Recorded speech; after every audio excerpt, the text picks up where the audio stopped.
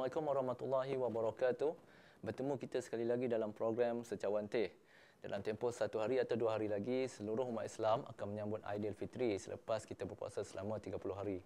Bersama saya hari ini adalah Ustaz Tajuddin dan kita akan membincangkan mengenai sambutan Aidilfitri itu sendiri. Apakah amalan-amalan yang dilakukan oleh Rasulullah SAW dan bagaimana kita dapat mencontohi apa yang telah baginda laksanakan.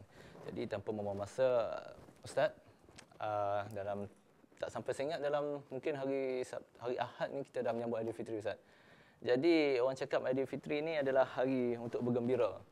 Jadi mungkin Ustaz boleh jelaskan sikit apa yang dikatakan kegembiraan tu, Ustaz. Macam mana tu kita nak sambut tu? Bismillah. Innal hamdalillah nahmaduhu wa nasta'inuhu wa nastaghfiruh wa na'udzu billahi min shururi anfusina wa min sayyiati a'malina. May yahdihillahu fala mudilla lahu wa may yudlil fala hadiyalah. Asyhadu an la ilaha illallah wahdahu la syarikalah wa asyhadu anna Muhammadan abduhu wa rasuluh. Amma ba'd. Hari raya adalah hari yang dikatakan kegembiraan, hari yang perlu kita gembira kerana hari raya adalah hari kemenangan Islam. Hari kemenangan umat Islam setelah mengharungi 30 ataupun 29 hari kita menyambut Ramadan, yakni berpuasa. Jadi pada 1 Syawal itu kita diwajibkan, adalah menjadi sunnah Nabi SAW, kita meraihkan menyambut pada 1 Syawal itu dengan kegembiraan. Bergembira ini adalah perkara yang disunnahkan dan mendapat pahala. Jadi kita kena bergembira pada hari raya inilah. Tak boleh pergi kepada perkara-perkara yang boleh mendatangkan kesedihan dan air mata. Okey, baik. Saya ingat untuk pengenalan tentang awal tu saya sampai situ dulu. Nanti mungkin saya boleh disambung lagi dengan apa yang ditanya. Jadi Ustaz, tadi pun Ustaz dah cakap tidak boleh membawa kepada perkara-perkara yang boleh mengalirkan air mata tu, Ustaz. Apa yang dimaksudkan macam tu, Ustaz? Contoh dia kalau macam contohlah kan, kalau macam kadang-kadang kita dengar takbir raya tu pun kita dah rasa sebab. Syahdu kan. Ada macam mana tu, Ustaz? Baik. Dia sebenarnya kalau kita tengok amalan masyarakat Melayu kita pada bila mana menyambut hari raya ini, kebiasaannya kita ni di pagi raya tu kita menziarahi kubur. Dan juga mengadakan majlis bermaaf-maafan. Okey. Pertamanya kita perlu cek, adakah perkara ini dia menjadi sunnah Nabi SAW pada 1 Syawal? Kita kena berpedoman macam tu dulu. Kalau kita lihat, hari raya yang perlu kita bergembira di harinya, tetapi andai kata kalau kita mengambil langkah menziarahi kubur pada hari itu, apa akan berlaku? Selalunya, kenapa kita menziarahi kubur? Kerana kita ingin terkenang-kenang orang yang telah meninggal dunia di kalangan ahli waris kita. Apabila dia sampai di sana, kita akan mungkin kita teringat kisah-kisah silam tentang arwah, jadi kita menangis. Di samping kita membaca Yasin ke ataupun duduk di sana, pasti, saya ingat, tidak akan mendatangkan kegembiraan. Bahkan dia akan menimbulkan kesedihan. Bahkan kita pun boleh tengok, kalau Cik Izzuan pun kalau pergi di sana, mesti tengok kubur apa yang berlaku. Adakah kegembiraan? Bahkan memang kubur ini kita pergi juga, kalau untuk menziarahnya adalah untuk mengingati kematian. Mengingati kematian bukan satu benda yang bergembira. Sedangkan kita diaturkan gembira, sedihnya, waktu bila nak serius, waktu bila nak berani, waktu bila nak takut, Allah Subhanahu Wa Taala telah mengajarkan, Nabi telah mengajarkan kepada kita. Tapi kalau pergi ke kubur, maka akan menghilangkan kegembiraan hari raya itu. Upacara bermaaf-maafan, bukan kita kata tak boleh buat upacara bermaaf-maafan ni, tetapi kalau boleh dipilih hari selain daripada 1 Syawal. Sedangkan kita orang Islam disarankan minta maaf ni bila kita melakukan kesilapan, kesalahan, kita kena minta maaf. Kan? Bahkan dengan Allah Subhanahu Wa Taala pun kata Nabi, aku mohon istighfar kepada Allah sehari 70 kali atau 100 kali, hari-hari. Kan? Bahkan kalau keluarga kita, ibu kita, kita minta maaf bila mana kita rasa melakukan kesilapan pada dia. Bahkan Ramadan adalah waktu yang sesuai untuk kita mohon maaf sebenarnya. Ramadan adalah bulan yang serius, adalah bulan yang kita menekuni ibadah dan betul-betul mengharapkan pengampunan Allah.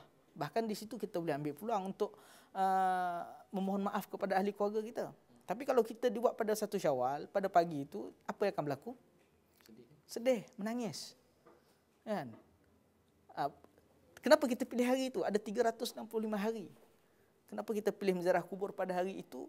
Kenapa kita nak minta maaf pada hari itu? Adakah ini sunnah yang diajarkan oleh Nabi SAW. Sehingga kan kegembiraan di hari raya ini pernah pada satu ketika Aisyah bersama dua orang jariah yang telah menyanyi lagu di dalam bilik Nabi. Nabi ada pada ketika tu, dia nyanyi lagu Bu'ath, lagu peperangan. Masuk Abu Bakar, iaitu ayah kepada Aisyah.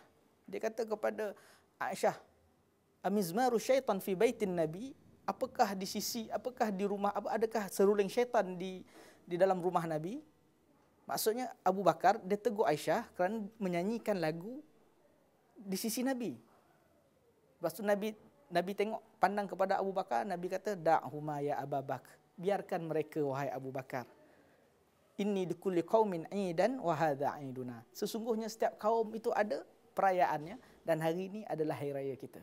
Bermaksud nyanyian yang sebelum ini dilarang dalam Islam, tetapi pada ketika hari raya itu dia boleh diberikan kelonggaran sedikit. Tetapi dengan syaratlah, iaitu yang nyanyi itu adalah budak-budak perempuan yang tidak baligh ataupun isteri kepada suaminya. Tapi nak menunjukkan bahawasanya Nabi menyuruh kita bergembira. Sehingga Abu Bakar marah kepada anak dia tadi dengan dua jariah tu kerana menyanyikan lagu. Sebab Abu Bakar pada asalnya dah tahu lagu ni tak boleh. Tetapi Nabi kata tak apa.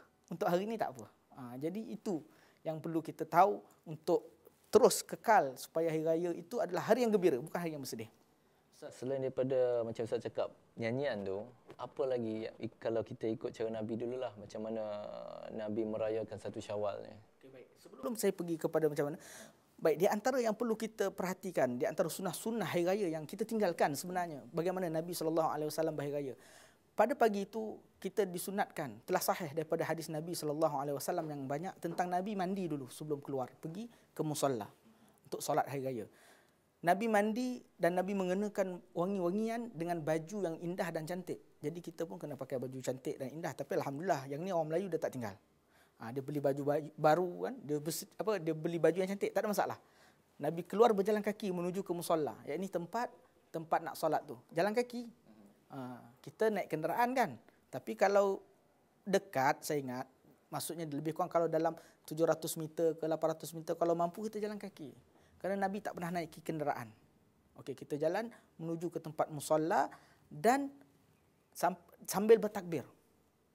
Okey, di antara lafaz yang Nabi ajarkan, yang sahih daripada Nabi tentang lafaz takbir adalah Allahu Akbar, la ilaha illallah, Allahu Akbar, walillahil hamd.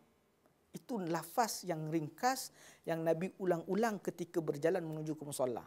Lafaz tu dilantunkan dengan semangat dan dengan tinggi. Tapi kita hari ini takbir raya kita syahdu, macam Cik Izzawan kata tadi lah. Sehingga kan kalau kita dengar takbir raya kita tu macam nak nangis saja kan. Tapi sebenarnya praktikal zaman Nabi dan para sahabat di atas meraihkan hari raya adalah hari kemenangan dan hari yang semangat. Jadi insya-Allah itu di antara yang boleh kita amalkan lah. Dan Nabi jalan masa pergi ke musalla tu, dia pilih jalan yang berlainan apabila pulang. Bertemu dengan orang yang lain. Pergi bertemu dengan orang yang lain, balik orang yang lain. Supaya Nabi boleh bersalam, Nabi mengucapkan lafaz mengucapkan ucapan hari raya, ucapan hari raya yang sunnah yang diajarkan oleh Nabi adalah taqabbalallahu minna wa minkum. Kita berjumpa, contohnya kalau macam saya berjumpa Cik Izwan, kita salam kan? Okey, kita kata taqabbalallahu minna wa minkum. Nak jawab apa? Balasnya balik sama. Taqabbalallahu minna wa minkum, iaitu semoga Allah menerima amalan dari kami dan daripada kamu. Amalan apa? Amalan yang telah kita bersusah payah, iaitu 30 hari kita beribadah. Jadi itu ucapan yang sunnah. Tapi ucapan yang lain tak bagus. Ucapan yang lain selama hari raya tu bolehlah. Tapi kalau kita nak mencontohi sunnah Nabi yang dekat, jadi kita cuba praktikkan. Sekarang ia pahala yang besar. Kerana di saat sunnah Nabi itu ditinggalkan, kita mengamalkan, Allah Subhanahu Wa Taala memberi pahala yang besar kepada orang yang mengamalkan sunnah yang telah ditinggalkan oleh Nabi sallallahu alaihi wasallam. Kullu am wa antum bi khair. Baik perkataan itu.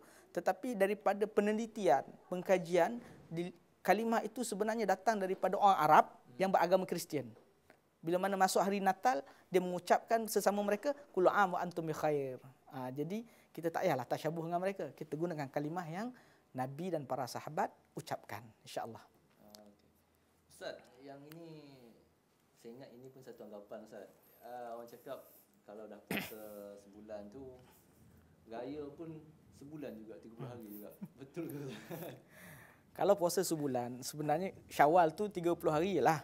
Kan? Tapi berhari raya yang maksud dia kalau raya pun 30 hari itu dari sudut kalau kita katakan yang dipraktikkan oleh Nabi dan para sahabat yang mereka bersungguh-sungguh dalam meraihkan hari raya dan bergembira di dalamnya dan bersemangat di dalamnya adalah pada 1 Syawal tu.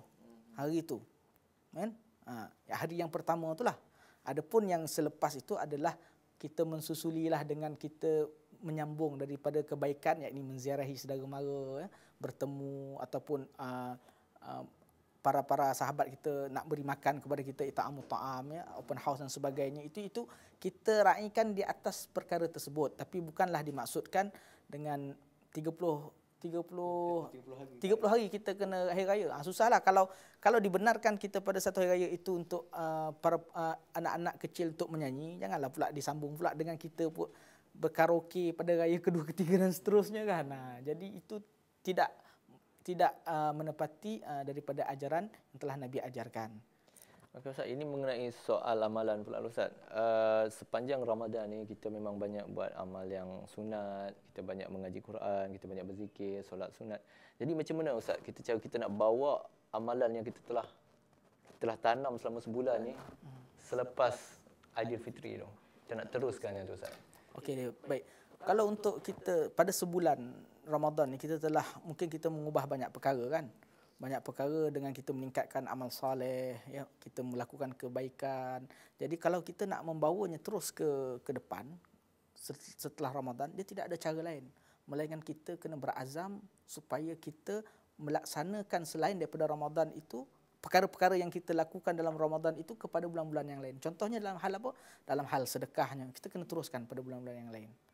Padahal mungkin kita lebihkan solat sunat kita pada Ramadan, jadi kita cubalah di bulan lain tu solat ba'diyah, qabliyah kan, sebelum zuhur, selepas zuhur, sebelum asar, sebelum subuh, selepas maghrib dan selepas isyak ni mungkin kita tak amalkan, tapi kita cuba kita amalkan di atas kita melakukan kebaikan itu di bulan Ramadan.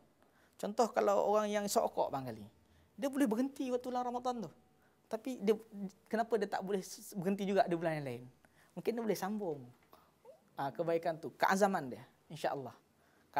Kalau dia berazam, Tuhan akan bantu. Tapi kalau dia sekadar meraihkan kebaikan itu untuk Ramadan, maka dia akan susahlah untuk diteruskan pada bulan yang lain. Jadi itulah yang boleh saya sampaikanlah, keazaman tu. Ustaz, terakhir Ustaz, kesimpulan, mungkin nasihat atau panduan Ustaz. Okey, baik. InsyaAllah nasihat ringkas saya mudah-mudahan kita pada sidang hadirin yang mendengar kita punya perbicaraan pada hari ini, ya. Mudah-mudahan pada raya kali ini, tahun ini kita sama-samalah berazam untuk melazimi sunnah Nabi SAW, mencontohi sifat hari raya Nabi SAW daripada awal sampai habis dan disusuli juga dengan segala kebaikan-kebaikan yang di dalamnya yang boleh kita ambil manfaatnya untuk kebaikan hidup kita di dunia ni.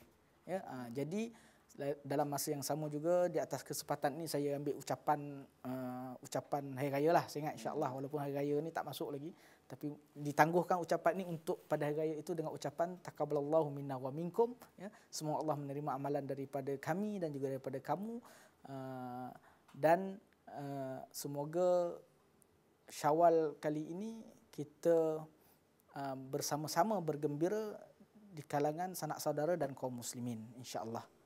Itu sajalah yang saya ucapkan. Okey, terima kasih Ustaz. Okey, demikian perbincangan kita pada kali ini berkenaan dengan sunnah Nabi pada sambutan 1 Syawal. Diharap kita masing-masing dapat mengambil manfaat daripada apa hasil perbincangan kami sebentar tadi. Pada kesempatan ini juga saya dan kru program Sejawat Teh ingin mengucapkan selamat menyambut Aidilfitri dan berhati-hati ketika pulang ke kampung halaman masing-masing.